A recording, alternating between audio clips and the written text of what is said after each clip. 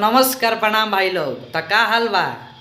तो फिर से 2025 में एगो गाना बवाल होखे वाला बा जौन खेसारी लाल यादव के एगो पोस्टर रिलीज भइल बा, कलम चबा गइलू। तो बहुत ही सुपर डुपर ई गाना जाई भाई लोग।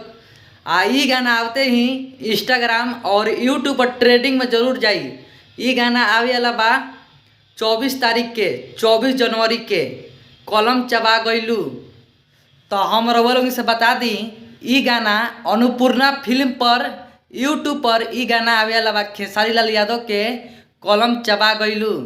तो भोजपुरी में भाई लोग दबंग स्टार खेसारी लाल यादव लगातार गाना 2025 में लेके आवत रहतरन आ काफ़ी ब्लास्ट गाना होता भाई लोग।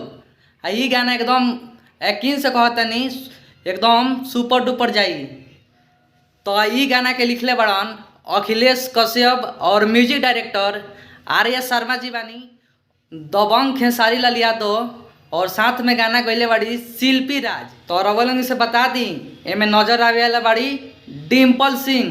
तो बहुत ही खूबसूरत ही गाना बा भाई लोग, मस्त बा भाई लोग। थोड़ा सा ये गाना के रिव्यू हम कर देतनी। कलम चबा गइलू। यस बिल्कुल यस डार्लिंग। ऐसा ही हम गाना के नया नया अपडेट लेके आवत रहनी भाई लोग। रवलन के वीडियो अच्छा लागल बा तो एगो लाइक और प्यारा सा कमेंट, और भाई लोग ज़्यादा अच्छा लागल बा तो वीडियो को शेयर कर दलो।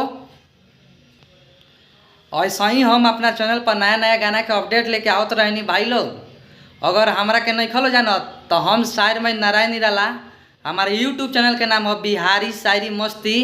तो भाई लोग हमारा चैनल पर नया बढ़ लो तो हमारा चैनल के सब्सक्राइब कर लो।